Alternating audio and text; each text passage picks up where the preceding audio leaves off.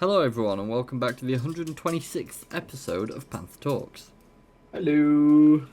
We're doing something a little bit different this week. We're actually going to discuss a fair bit into game preservation. Not something we've covered in grand amount of detail before, but we have covered. But we've pretty much just walked over it quite a lot. So, a bit rude. Yeah, honestly, yeah, fair play. When it comes to game preservation, though, it's something that me and Will have been quite a, what's the word for this? Advocate. Yeah, been quite the advocate for. We've been basically discussing it for a long time because it's something that we believe in quite a lot, and we are actually quite shocked, I'd say, overall, at the amount of games that we've lost over the years. Because, fuck me, it's insane. A license drops off and no longer purchasable digitally. Insanity. Games sold physically, at least you can continue playing to an extent, unless they rely on servers. Thank you, the crew. Yeah, many options for that. Yeah, overall, it's a mess. After we have discussed game preservation and gone through what we'd like to discuss on that topic, we will be moving on to some news articles that have come up this week, such as Roblox finally changing their adult content policies, which, I mean, that's some bloody good news considering all the fuck-ups they've made recently. After that, free co-op games that with very positive reviews that are free to play on Steam until September 1st. So, actually, no, we'll drop that entirely because that's tomorrow, so you wouldn't even be able to get them in time. No Man's Sky dev teasers huge planet and large oceans in next game. I'm really interested in No Man's Sky next game, Light No Fire, so I thought it'd be interesting to cover.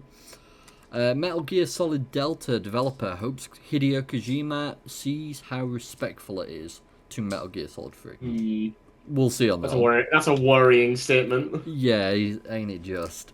No Man's Sky is getting 5 days of Twitch drops to celebrate the Voyagers update. The only reason I'm bringing this up is because I want to show you the Voyagers update. Just to recall, this game is still getting free updates and has now basically become Starfield, except not done. The only way I can describe it. No More Room in Hell 2 delays its 1.0 launch into 2026.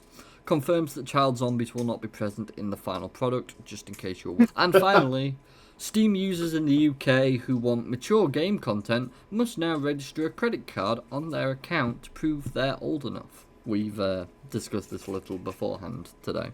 It's been good little fun.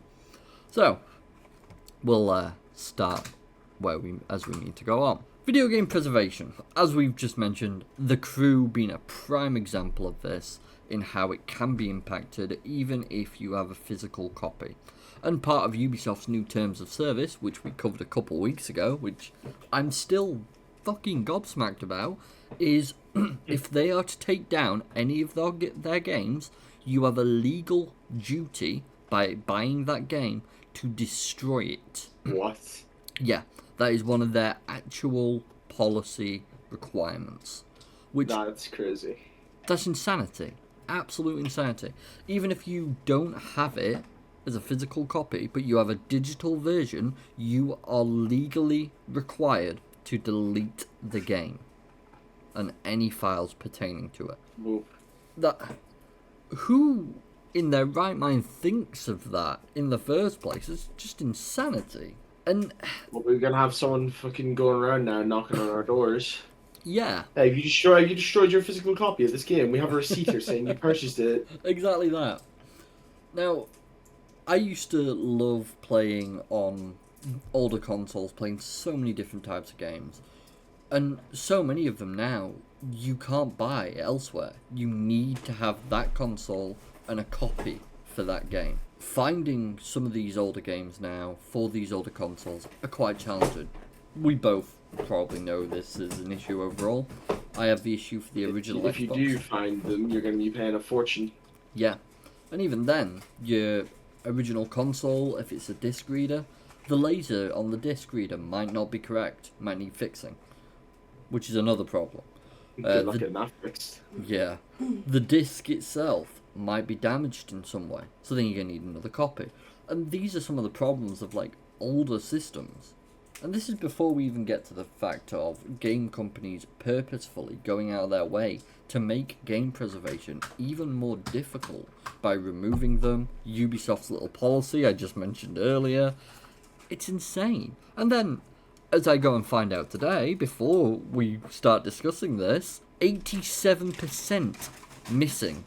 The disappearance of classic video games. Like, how in hell's name are you telling me that these are, by the way, availability rate of historical games by period between 1960 and 2009? This is insane. For accessing nearly 9 in 10 classic games, there are few options. So, half of these old classic games that were released all this time ago, no longer possible. Now, these are due to things such as older consoles, difficult to find the actual game anymore, things of that nature, which we expect to some extent. I mean, look at bloody E.T. the game for the Atari, if you know the story behind that, which is hated that much. I'd say our worry here, Rory, though, is, that's just sort of time and age taking effect for these consoles and games. But for this day and age, considering we live in the digital/information age where, everything is stored somewhere, and yet somehow we're seeing the disappearance of many games. 100%. One of my biggest issues, there was a game for a long time that I used to absolutely always want called Alpha Protocol. Now, the problem with Alpha Protocol is a couple of years ago, the license ran out and you couldn't purchase it. The only way you could get your hands on this game, and this game was only released in 2010, mind you, the only way you could get your hands on it, you had to buy a CD. The CD key would cost you upwards of £70. £70 for a game that came out in 2010 because the license had ran out on, I think it was a piece of audio media, so a piece of music.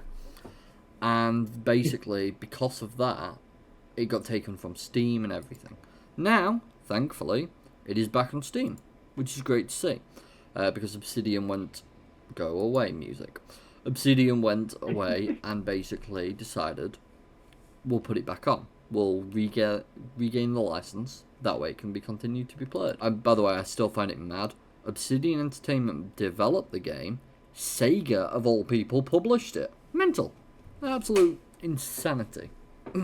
Sega helping with things. What the fuck? You don't see that anymore. Alright, depressing. I know. Other than Sonic. Sorry, made that a bit worse. But, yeah.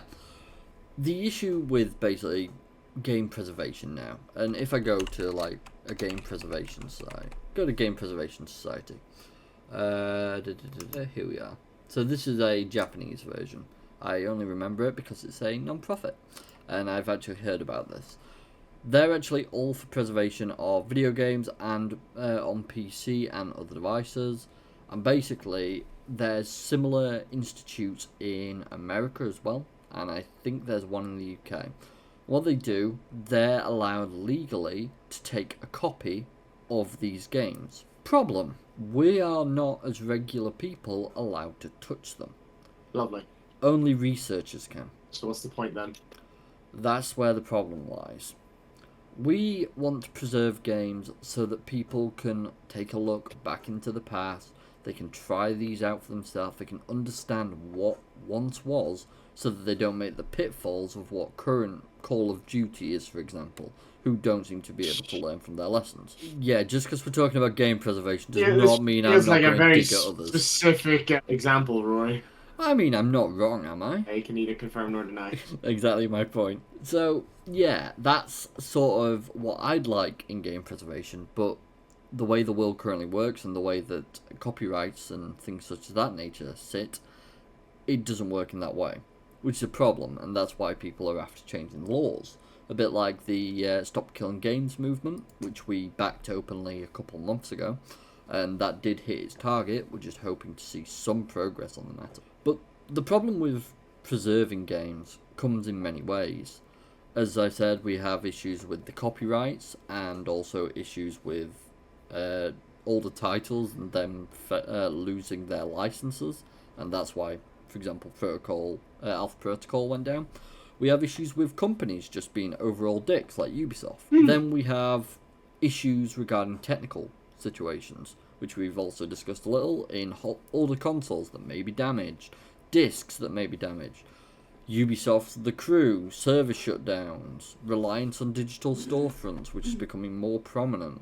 And I think Nintendo recently shut down the 3DS storefront. Wait, actually? Which caused a load of issue. I think it was like 6 months ago now. And there was a emulator that basically filled out the 3DS side, and Nintendo sued them to take it down. I mean, classic Nintendo move. Yeah, exactly. Their lawyers are the most paid people in that company, I swear up and down on that one. So the problem now lies in pretty much, we understand why game devs want to keep a hold of their copyright and licenses.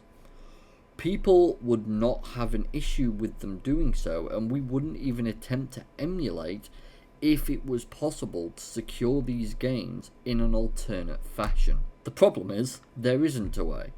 There is no alternate way to do so. We don't have, Nintendo recently did push out a emulator sort of thing, which was for the GameCube, was it? We saw the other week? Yeah, we saw it, yeah. Yeah. Now, that's a good way to step into it. The problem is, then you're charging £50 for access to games that at the time probably cost about a tenner, 20 quid. Yeah. You know what I mean? So the increase has just gone stupid for something that doesn't change from what it used to be. You're just charging a massive markup just because now it's emulated and running on a different device. When PC emulators just kind of go, well, you know what we could do? We could just, release it for free and not charge you a penny? No, that's absurd, Rory. Who would do such a thing? I know, right? Insanity. Absolute insanity. But the most crazy part, in my opinion, is the effect in comparison to other types of videos and culture that's out there. I would classify that gaming is definitely a part of our culture. It's one of those things at this point that's significant to art and development in that nature. Now, we have films, music, books, things of that nature, yeah? Yep. Why is it they can be preserved just fine to release on any platform? We can access them at any time. There are films from the 1930s that are accessible to this day without problem, that have even been redeveloped so that they are better quality on modern systems. But when it comes to gaming, no, lock that shit up. We don't want people to access it. Told to go fuck ourselves. Yeah. What is the difference? What really is the difference between it? And I think that's one of the reasons that PC was such a big thing, in my opinion. That pulled me towards it. Because the way I looked at it at all times was, I can play anything on here. Anything I install cannot be then taken away from me. Especially when it comes to Steam. As dumb as it is, Steam can have games removed from it. It's happened many times over the years. But once you buy a game on Steam and it's added to your library, even if the developer removes it, it will still be in your library. The only exception to that is The Crew, which got forcibly removed from everyone's library because Ubisoft went, here's a lawsuit, bye. Dickheads. Hate them with a burning passion. The shit we have to deal with, eh? Yeah, exactly. I really don't understand it, to be honest with you. It doesn't add up overall. It's a load of dog shit that just shouldn't be in the way that it is. Oh, here we are. The Game Preservation Society. Game Preservation Society is a Japanese non-profit organisation dedicated to preserving video games from the 1970s, 80s and 90s. These are literally going for the old style of games. It was founded in 2011, consists of 17 core members, 28 support members. Organisation holds one general assembly per year as well as smaller sections. They basically repair machines and archive games and more. This is the sort of way I was speaking earlier about the pitfalls when it comes to the physical side. Now, if they're able to repair the machines, the consoles, they're actually able to archive the games and get them to all run. That's even better. Because at the end of the day, with those physical machines, what the hell's Nintendo gonna, or Sega, or any of the other companies? Because at the end of the day, that's nothing to do with them. It's not digital, it's not been uploaded online. How are they going to fight? But yeah, there is so much, in my opinion, that games do offer us in society. It's pushed that, the amount of stories out there that are basically, if it was done by a film, or a book, or music, it wouldn't fit. It would not be the right media for it. There's so many stories that you can tell in such a different way. There's a game I played recently called Before Your Eyes, and it's on my wish list at the moment because it's just insane. This is a game that, and I am gobsmacked to be able to say this, for the first time in quite a few years, brought me to fucking tears, man. That's how good the story was. It's 2 hours long, about an hour and a half in length. But the story they tell within that time period is insane. The entire game, by the way, is ran by you blinking.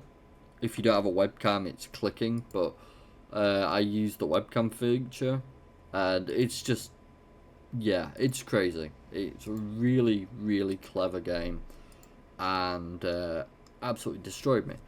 If this was a film or a book, it would not have hit me anywhere near as deeply, because at the end of the day, it doesn't have that interactive element to it. I can't name many books and films that do. It wouldn't feel the same. It wouldn't hit that same area, I guess you could say. And the amount of care that these developers put in, especially indie developers, as we've discussed so many years now, is insane. So, Will, here's an interesting question for you. Imagine a future without playable historical games. I mean, with what is happening with certain laws being put into effect, most of those are already getting removed.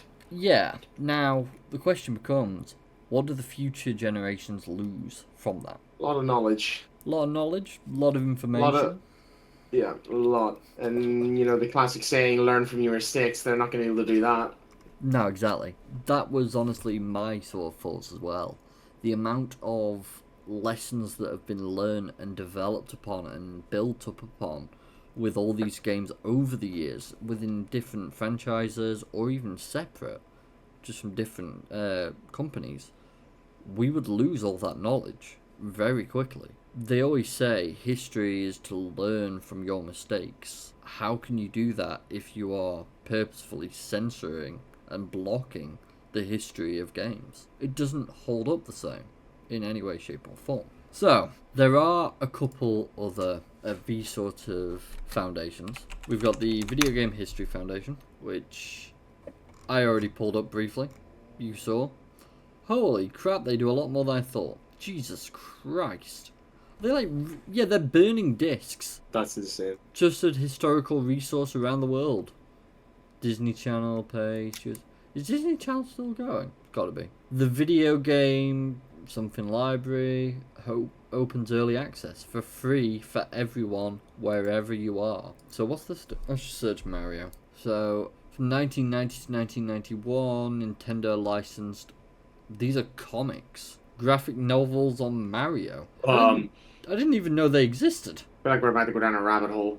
Yeah, I'll quickly back out of that. But yeah, there is the Video Game National Foundation Library that you can actually go and look into and have a look around at different things that they have managed to save, which is insane by itself. The Internet Archive, we already all know about the Internet Archive and how useful that can be to pull some information back. It's not going to do everything, but it'll do a bit, I guess you could say. And we've always got different communities that are saving games in their own way. We have all these different small communities that jump on games with dead servers that just sit there all the time doing nothing.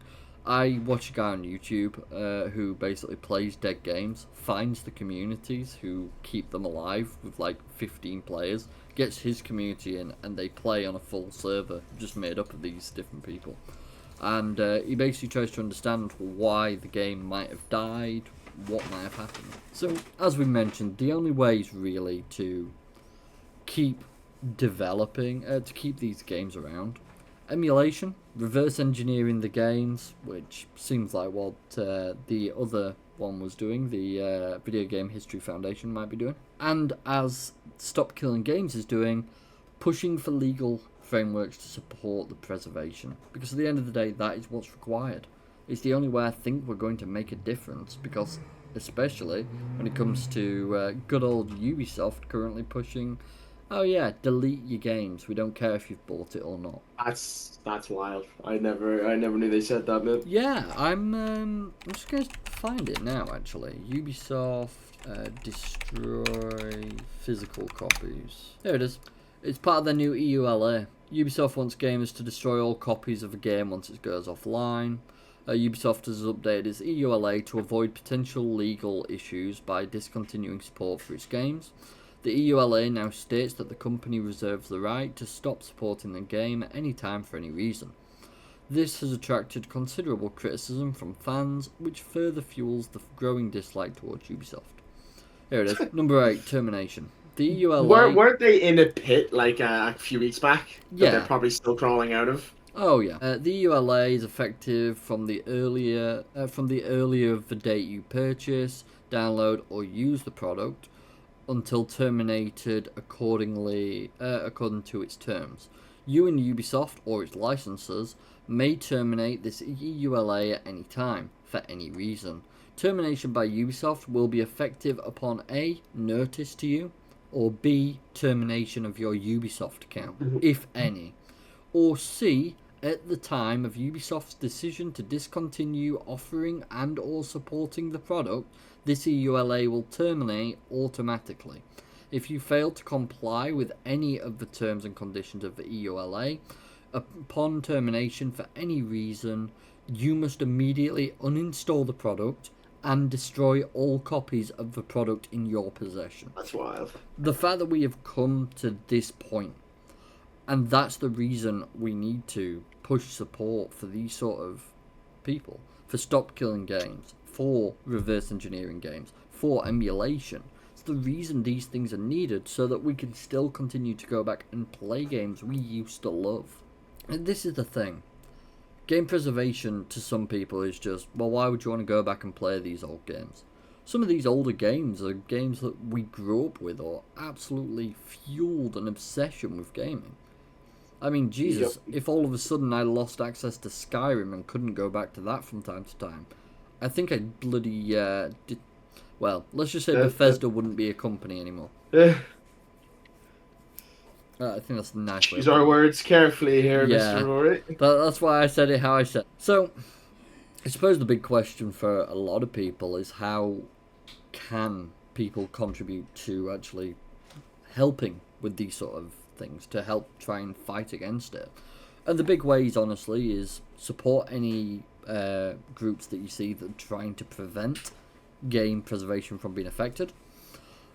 Supporting any company or group that is actually preserving games, whether emulation, reverse engineering, or any other way. Definitely, it's an amazing help. Different ways, different ways that you yourself can actually impact this and make changes. Backup games. You can actually upload them as well, but I didn't say that. Yeah, back up your physical media. Share knowledge to your friends on how to do this. And work with other people on trying to archive certain games, maybe certain projects. It's always going to be interesting, and it's going to help so many people that might want to pick it up in the future. Because at the end of the day, if the companies are going to fight against us, we're a community of people.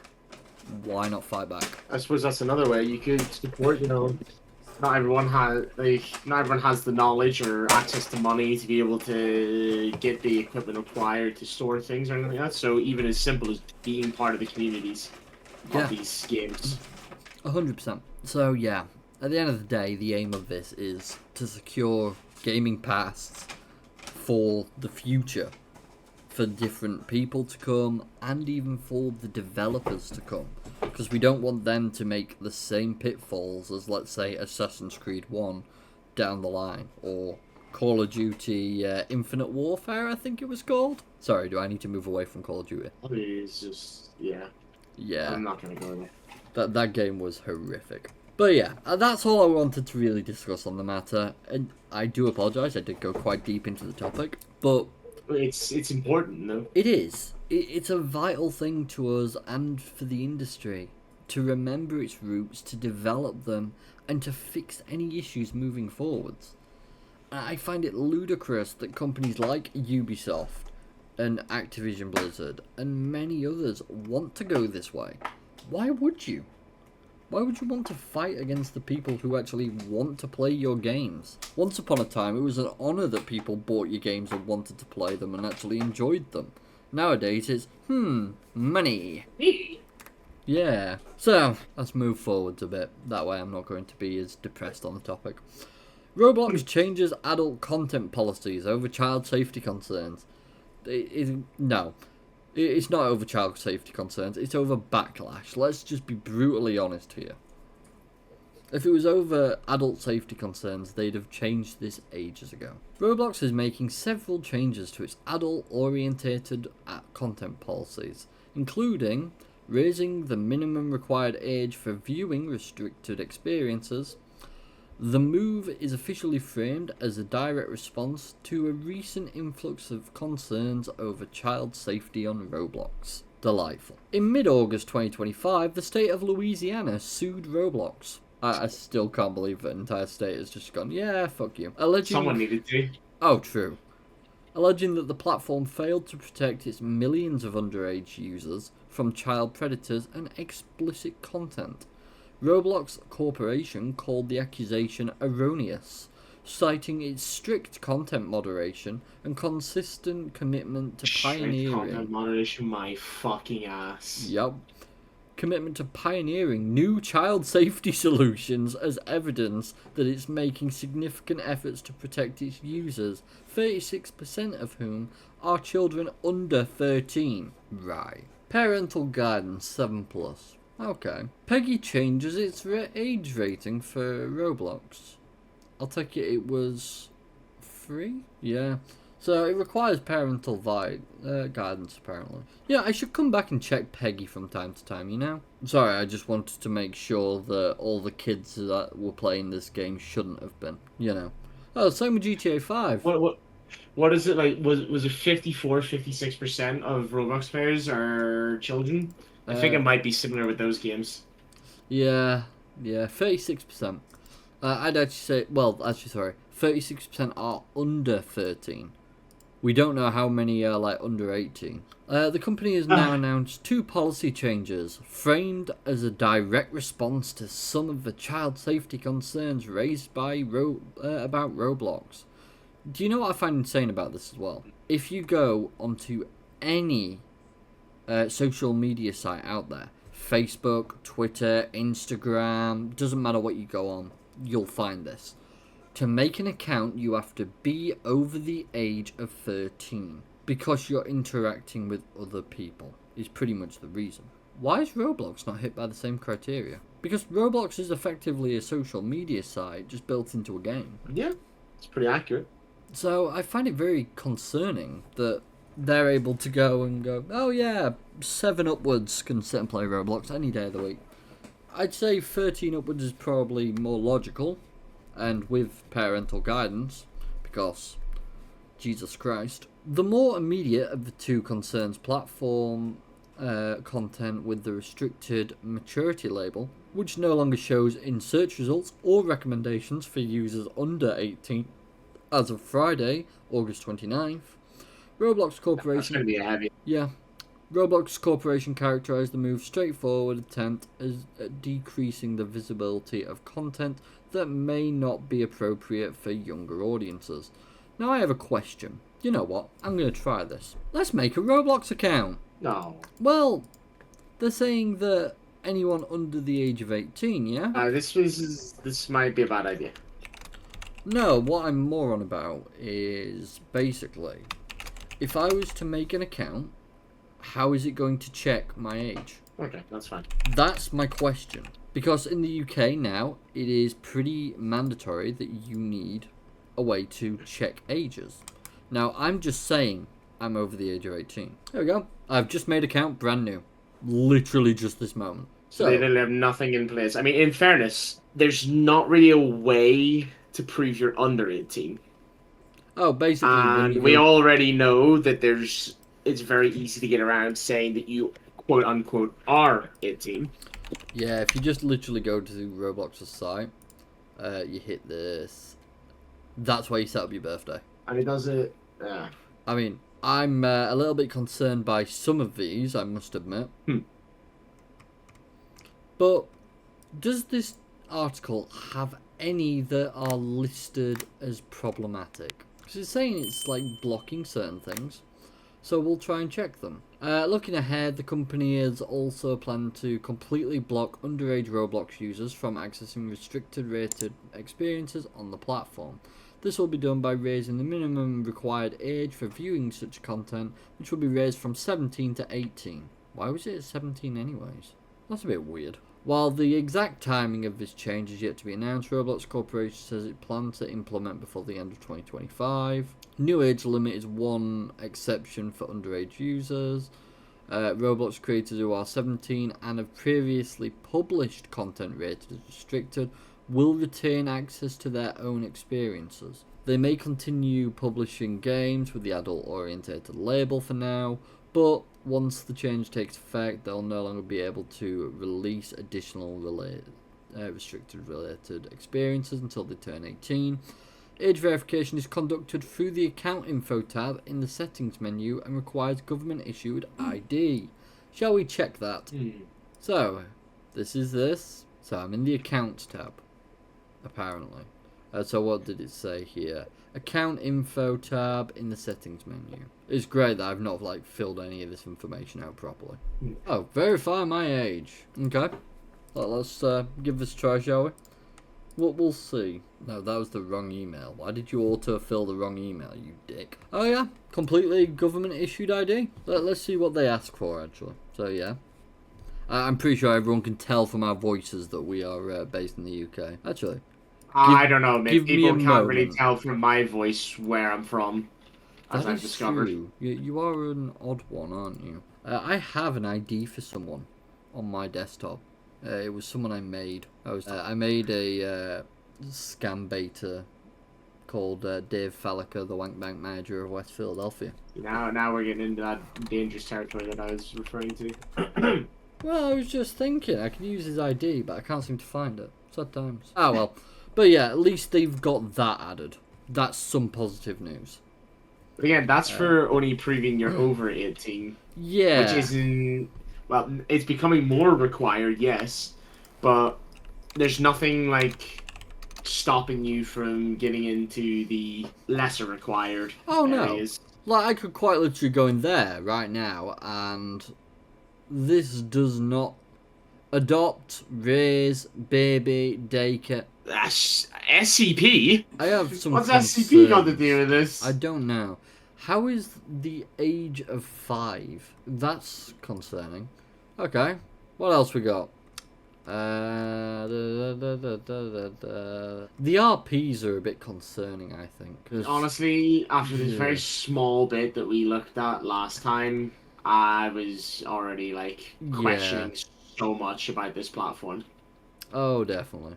See, when I used to play Roblox, as a child, by the way, all we did was jump on block to block to block to block, and that was it. That was another one I heard mentioned that apparently people were being a bit off about. I've not heard much detail on it, but I have heard it's not great. So yeah, it seems like there'll be stuff that's always going to break through. Okay. Oh, it's going to be late, Will. Huh? It's going to be late. Always late. So yeah, Roblox is still a mess, even after all these years. That's good to know. So yeah, they're planning to... Yeah, I don't think it ever is going to. The policy changes were unveiled shortly after Roblox announced plans to disable all unrated game experiences beginning September 30th. The move aims to deliver a greater degree of certainty that underage users are only interacting with age-appropriate content to the hit platform, if you want to call it a hit platform. While some users welcome the new policies, others have taken issue with Roblox Corporation's approach to age verification, arguing that they should not have to provide a government-issued ID to prove they are adults. If their very accounts are 15 plus years old, making it obvious that they are no longer children. I mean, that doesn't make it obvious that you're a child, because even as a kid I knew for a fact I could just press a button and off I went. But at the end of the day, if your parents are not paying attention when you're at that age, parents should be fucking looking into this shit. Shouldn't be all up to corporations. What should be up to corporation is protecting the kids as well, just going off and grabbing their credit cards to put in the information, which then is apparently enough to bypass age verification in some situations. It's just it becomes a point in time where you as a parent need to just completely restrict access unless you have physically went and changed a setting yourself to allow them to do something. I mean, kid spends $5,000 on brother's credit card to buy V-Bucks. Yeah. I mean, there's thousands of these stories. Boy 10 uses mum's bank card to spend hundreds on Fortnite, but didn't realise it was real money. And you think that's going to help. You know what I mean? Mental. No Man's Sky developer teases huge planet and large oceans in next game. Lightning Fire may not take players out into the universe, but Hello Games co-founder Sean Murray is promising the world, literally. I'll be honest, No Man's Sky when it first released was a massive letdown. Everyone knows it. But is this not one of the ones you said where they kept updating? Yes. That was the thing about No Man's Sky though. They pulled it back from nowhere. Basically they went radio silent once they released. And all the criticism they got, he told his team, this is Sean Murray, the co-founder, he went, do not read the reviews at all. Don't look at any criticism, don't pay attention to anything. Just work. He went on, gathered all the reviews, all the complaints, all the data, separated that data into actual usable information. Like, what did they actually dislike? What did we promise but not fulfill? Stuff like that. And then he handed that data to his team and went, this is what we need to work on, prioritise this. These are issues that we need to fix. Do that. And basically he set all that data out so that his team wouldn't have to look at the comments. All these years later, if we look at No Man's Sky, 74k in-game right now, 82.78% review. Yeah, definitely pulled it back. Compare that to 6 years ago when it released. Ouch. And every update, you see a huge influx of players, and then you hit just the insanity that they managed to hit 9 years ago. Oh wait, yeah, here it is. So day one, they hit 212,000. They've never really fully regained, but with all the updates they've done, they've managed to pull some back, and pull some back. And that's just what they've kept doing. What baffles me with this guy, and always will, is the amount of updates. And we'll be discussing that in a bit. But the thing about this is, and this Lightning Fire, that has me really interested. Two parts to it. One, No Man's Sky developers, Hello Games, that's the name of the company, I was trying to remember. They built the entire system for the open travel system in their game. And they built the engine from scratch to be able to do all that. So that there's no loading screens, no nothing. Like, if they can implement that engine to a game based on a single planet that's apparently, I think it's larger than the actual Earth in size or something like that. Or just shy of, something along those lines. It sounds insane, and it looks really interesting. I mean, that feels very similar when Starfield was released, and the people felt like that was going to sort of be the case that we were going to have. Oh, yeah.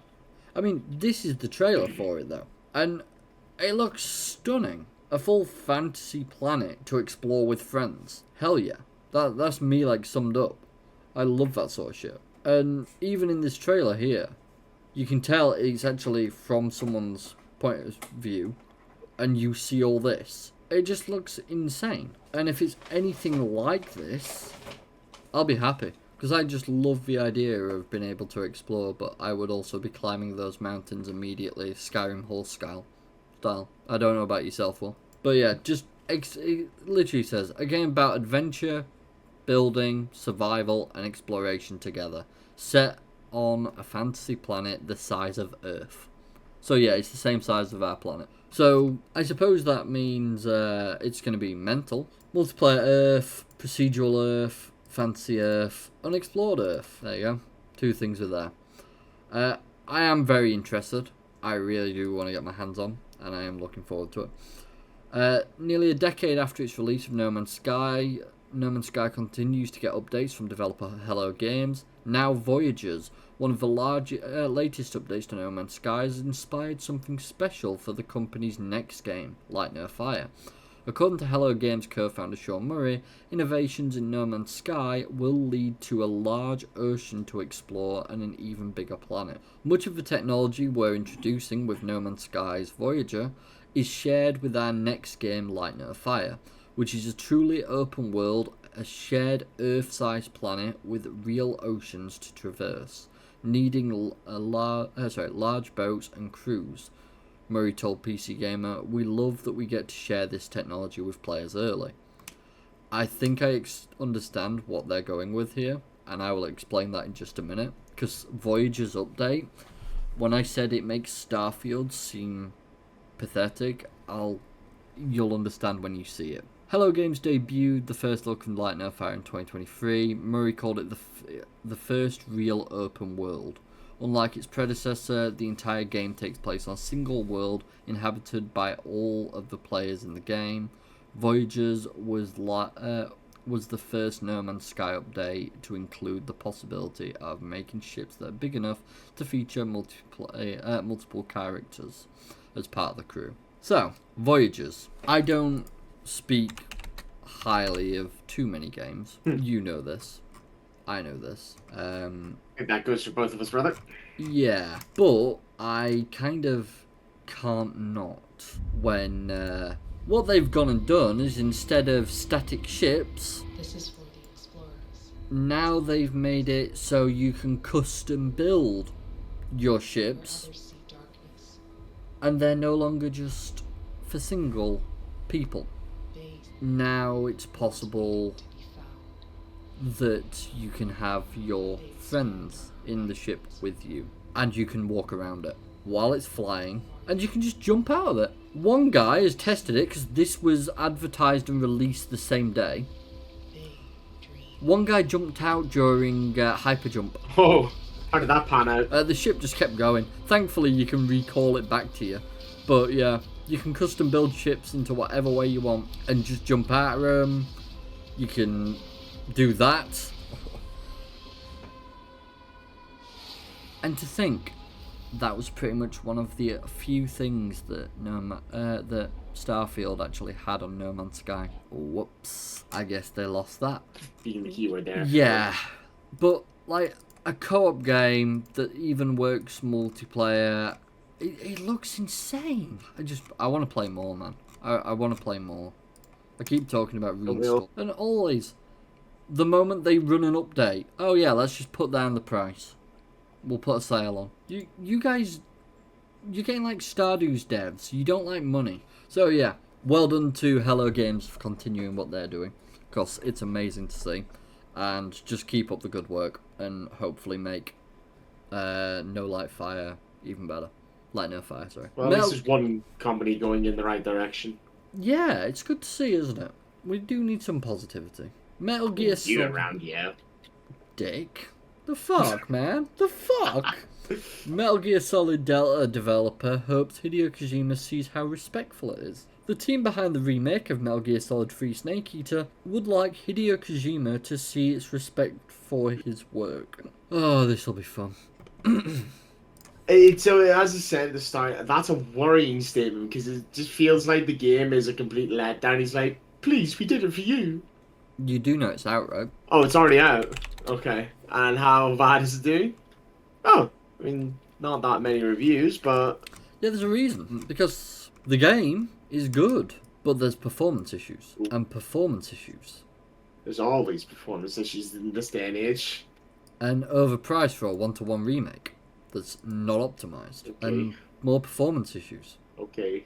And even more performance issues. Oh, Yeah. please. It looks beautiful, but if it doesn't perform right, fuck off. Earlier this summer, Metal Gear Solid creator Hideo Kojima laughed when asked if he would play the remake of Metal Gear Solid 3 Snake Eater, before flatly Ouch. replying, "No, I won't." Ow. Regardless, the creative team behind Metal Gear Solid Delta Snake Eater is hopeful that a former colleague will get a chance to see that the remake was created with great reverence and respect to the original. Mm-hmm. We are not sure. That's why he laughed. Yeah. We are not sure what Kojima would want to do, but we want to deliver this game whilst being very respectful of all the people we previously worked with, said Metal Gear Solid Delta producer Noriaki? Yeah, Noriaki. Arakuma. Yeah. During an interview with Inverse, we would love for Kojima to see it too. Kojima parted ways, parted being the magical word of make-believe and bullshit there, with Konami in 2015 after spending decades of his life as one of the top creative minds in the company. Since that time, Kojima has launched his own company and released 2 Death Stranding games. Okamura has openly shared his admiration for Kojima and expressed his desire to work with him again on Metal Gear Solid. However, Kojima has his own Metal Gear Solid-like game called Fizzin, which may still be a few years away. The director recently confirmed that Fizzin is still in a conceptual phase. Metal Gear Solid Delta Snake Eater is out today on... Yeah, we've already seen that. Although it won't be ready at launch, Konami is adding a new multiplayer online mode called Fox Hunt this fall. It's going to be a DLC. Probably. Go away. Just go away. It's a feature that's not going to be ready, so we're just going to add it as a DLC. You got to pay another like 70% of the game price for it. Don't worry about it. What are you on about 70%? I thought £70 was about right. No more. Yeah. No More Room in Hell 2 delays its 1.0 launch into 2026. Confirms that child zombies will not be present in the final product, just in case you were wondering. We still have a mountain of work that we want to fit into the game. Now, No More Hell in Room... No More Room in Hell 2... Yeah, there we go. This is what I mean by brain fog, man. No Room in Hell and more? Yeah, that too. So, No More Room in Hell 2 is a game me and Will picked up on Free Weekend a fair few months ago now. And we did have some fun, but there was issues. Mostly because it was just us two. Yeah, that usually fixes most issues for me and Will. But That's there's a lot of work that still needs putting into it. But there has been a lot of work. I've been checking the updates every now and then, but it's still not enough in my opinion. But what me and Will did both agree on when we did play the Free Weekend is the base, or skeleton as you will, is solid to make something that could be amazing for the zombie genre. As a multiplayer game, give me a minute. I just no. I want some. There we go. That'll do. Sorry, all I could see was this American Dad, Beavis and Butthead, Roger. It's like, I don't want to talk about something interesting compared to you, Activision. Sorry. Yeah, the bare bones of it is solid, and it could be something amazing created from it. And that was sort of the reason we keep looking back at the game, and whenever it announces an update, we have a look at it. We said we'll pick it up when we think it's at a price that, one, we could definitely part with, and two, it's worth it. Being the important one. Yeah. So, Torn Banner has delayed 1.0 launch of No More Room in Hell 2, the cooperative zombie survival sim that was released into early access in October last year. To be honest, that's not bad timing. It was released in early access October last year, and it's going for a 1.0 release next year. 2 years of early access is not long. Yeah, I mean, considering we still see some games that were in early access for about a decade. 7 Days was also in early access for like over a decade. Yeah, this one's 2017. That game is in no state to even be released, man. I'm not shocked. Originally slated to shamble out of alpha development exactly 1 year later, it now sees its full launch in the first half of 2026. Good to see. In a Steam post, Torn Banner explained the delay is to ensure that the 1.0 version arrives in the best possible condition. Looking at the state of the game, community feedback, and our aspirations for the title, we've come to realise that October of this year won't give us enough time we need to launch the 1.0 version of the game. The studio explained, we still have a mountain of work that we want to fit into the game before 1.0 launch. The delay coincides with a change of emphasis in the remaining updates. The sequel will receive. Up to this point, patches have focused on the big bulk features designed to build out the experience. Henceforth, updates will prioritise refining what's already there.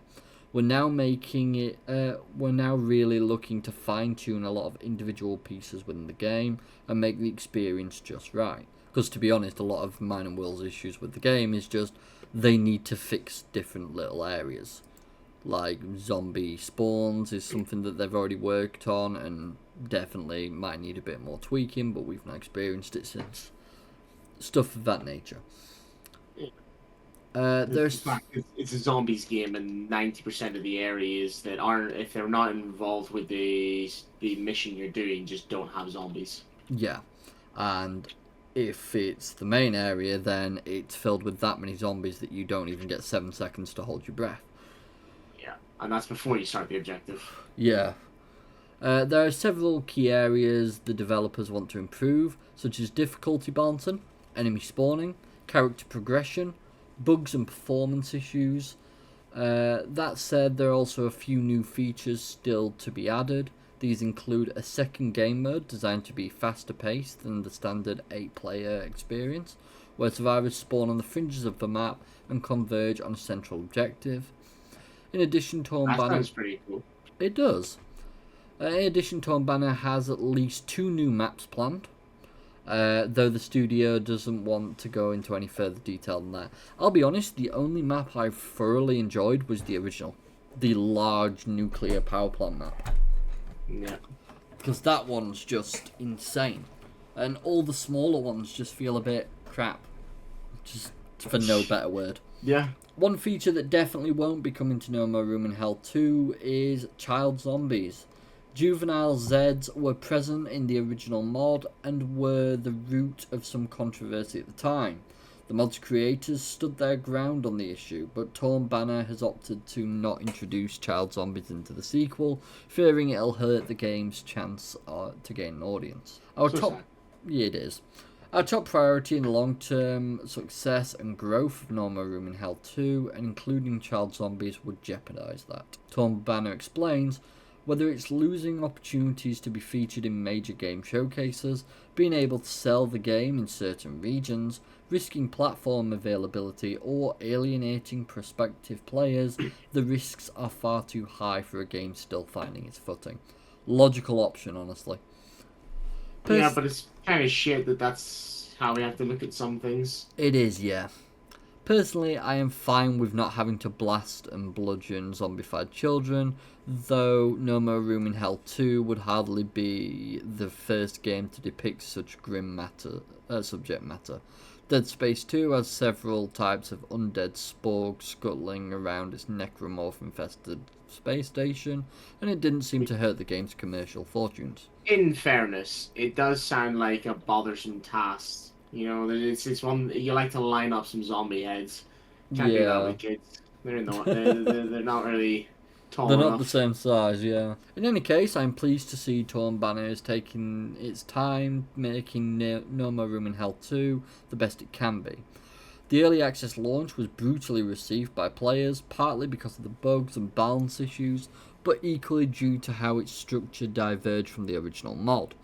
But I thought its experience was interesting and spookily enjoyable in its own right, and while I haven't been back to it since the Steam reviews have been gradually improving, currently sitting at a mixed rating of 62% positive. Oh, that sounds like it's improved a bit. Still pretty rough though. It is, but I mean compared to like when you and me came across it. 63% in positive. What's the reviews at the moment? Has a lot of potential, same as what we keep saying. Core gameplay is fun, the atmosphere is strong, and it shows great premise. Still major improvements. Game suffers from poor optimization, we mentioned that. Frequent lag and performance drops. I don't think we had the performance drops. I don't believe so, no. Zombies sometimes spawn right behind you. I remember that. That was annoying. Not sometimes, constant. Yeah. Or glitch into buildings when you close doors, which breaks immersion. The pacing also feels off. You're often forced to speedrun objectives instead of exploring and enjoying the map at your own pace. Yeah, I get that. Character death system is also frustrating. I lost 2 high-level characters just because my internet connection disconnected, which feels unfair and punishing. On top of that, there's no real option for solo play, which limits the experience for people who just want to play alone. The character system is definitely annoying because it's like adding an element of hardcore to the game that you don't want on hardcore. Yeah. Like you want to be able to play a character and level it up and get a really strong character to then move into harder difficulties. No, exactly. Not just disconnected or stupid death or something ridiculous. Can't play risky at all because you're just gonna lose your character you've been playing on for hours and hours. Stupid deaths hope next time it's not you. Sorry. As for zombies, I hate that they spawn infinitely. Also, players have found a way to exploit this by cutting off zombies' legs and keeping it alive to stop further spawns, which hurts the experience. Is it necessary though? Yeah. Finally, the game would really benefit from deeper character customization. Would it? Right now it feels limited. Giving players more freedom to personalise their survivors would make the game more engaging. Not really, I disagree on this element. Plus, I think the reason for the character system being how it is currently is because it's basically meant to show you're not just your character that you've made who's managed to survive everything and anything he's had thrown at him. No, you are just random survivor number 1 who's randomly been found by this group and sent out. Bye. You don't know who you're going to get. And to some, that's a bit of an annoyance. I do like it because it sort of shows you the options that there are in the game. Yeah. But at the same time, it's annoying when you get some really shitty one, like you can heal 25% faster, and that's your skill, versus 50% more headshot damage. Yeah, exactly. At that point, it does feel... To be honest, if they do character... what's it called? There's a word for it. If they combine the two, you get slight customization, where you can pick you're maybe proficient in some particular weapon or something, just anything in the range of that sort of area. Yeah. But then you also get a randomized perk with those other options, like the healing faster or whatever else there is in similar terms. That'd sort of still give you a little bit of control on like how you want to play the game, but then also throw in that random element to maybe sort of make you play different each time because you've got a different perk. Yeah. That'd be a better idea. And the longer you stay alive with that character, obviously, the more that can be developed. But if that character dies, off you go, back to the market. Set them two back up that's again. really, really crappy. It is. Also logical at the same time, but it depends if you want to play like that. If they have another mode that doesn't do that, it'd probably be the better option. Overall, they do, and it's called casual, which is the easiest difficulty, which isn't really fun because you can be revived. You can be revived, sure, but that's not what makes it not fun. It's the game won't be challenging in any way. Yeah. It'll just be walking through, left clicking. Yeah, pretty much. And they need to find that balance. They do. Balancing is pretty much what they need to just nail. So, last thing. Steam users in the UK who want mature game content must now register their credit card on their accounts to prove they're old enough. Ironically, it's only sexual games. As you can see, I can look at No More Room in Hell too. Which is good. Yeah, it's really good news on that regard. I can go on to absolutely anything that's normal. Apparently this classifies as normal. See now. This game, by the way, looks like a blast. I don't know if you've seen anyone play this. Stick it to the stick, man. You kick the shit out of employee stick, man. It looks like so much fun. I really want it. I mean, it's overwhelmingly positive, 97%, and it only just released recently. £4.50. Can't go wrong. Anyways, to get back to my point, if I go to here and I try and access one of these games that are clearly bad, this is what it hits. You need a credit card to access these. If, on the other hand, I decide, let's go Call of Duty, I can access it. No problem at all. Even though I think there should be some limits on this due to mental impact. Saying nothing. Yeah, that has an age rating of 18 for a reason. What? No. GTA San Andreas, what a game. Remove the definitive edition. But still. Yeah. So, it's now starting to impact, which is good to see. Well, it's good to see what it's impacting because 90% of us people on Steam, while I do argue that anyone should be able to purchase anything they want without issue, you've not really been limited on what you can purchase. You're being limited on to whether you can view it if you don't have a credit card linked. That's it. It's annoying, yes, but it's not limiting your purchase. Though, is it stays like that. Yeah. If it impacts anything further, get fucked. We're gonna have issues. Well, yeah, I'll start revolting in the streets.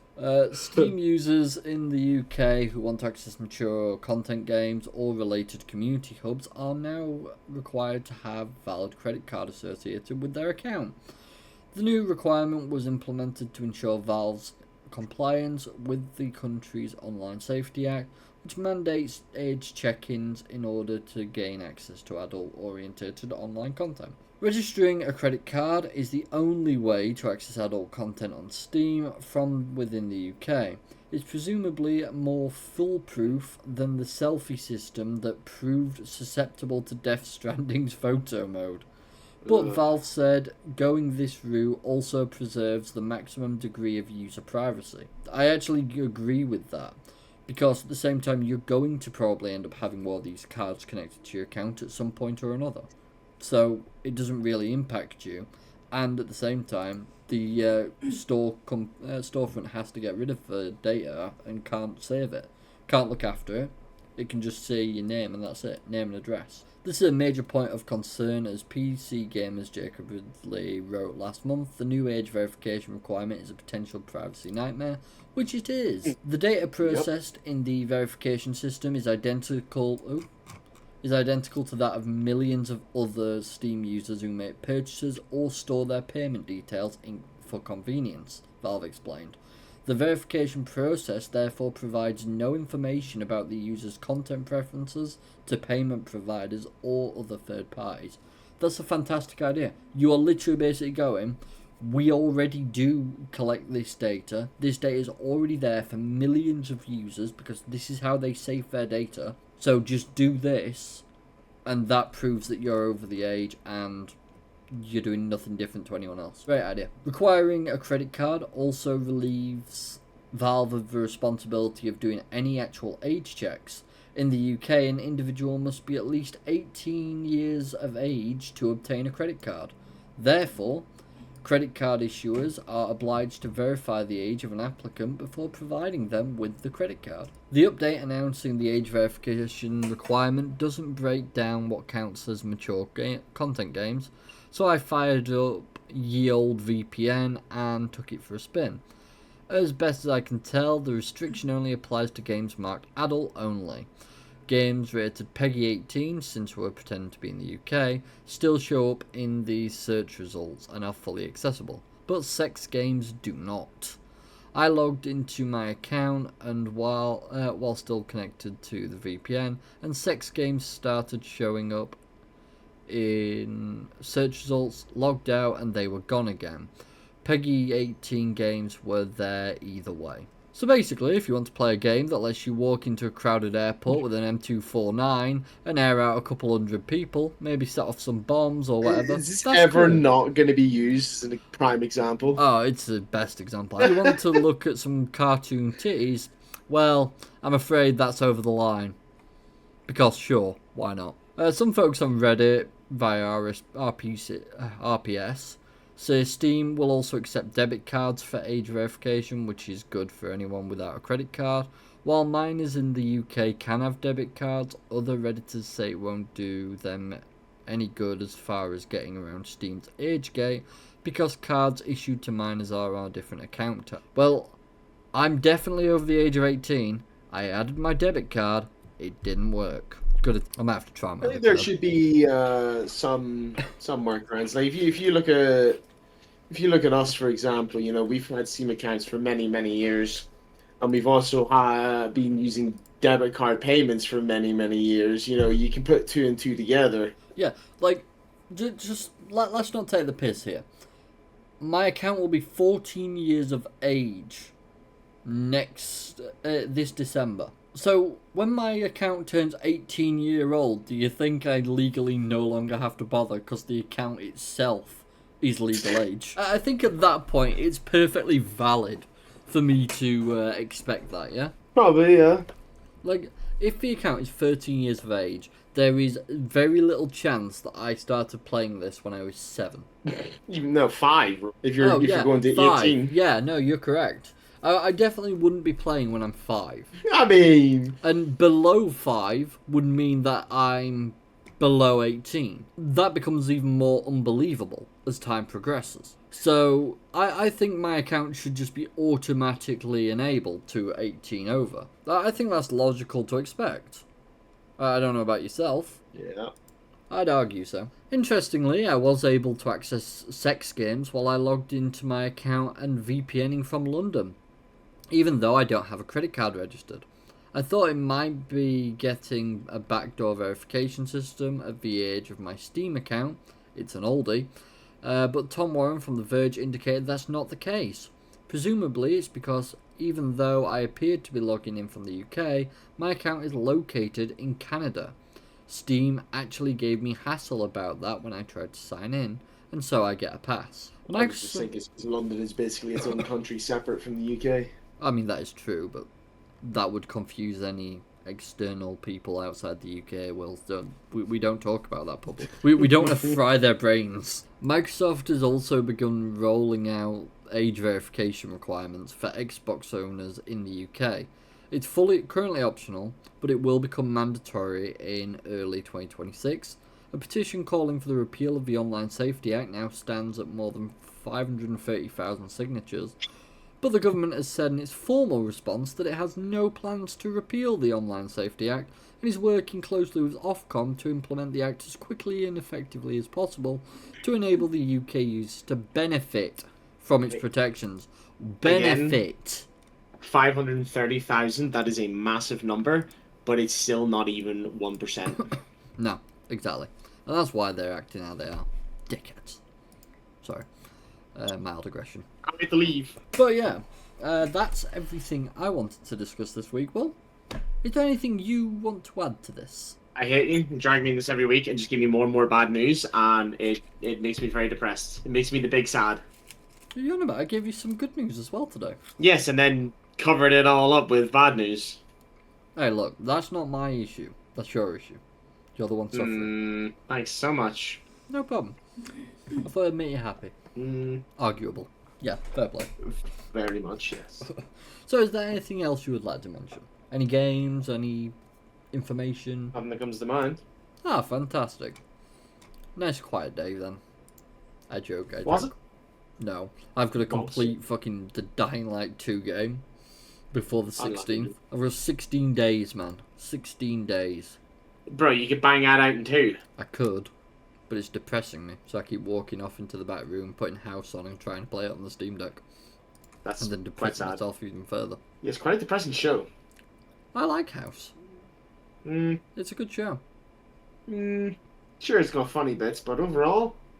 He's a sarcastic asshole, I relate. Last I checked, you don't have a limp, although the stairs might say otherwise.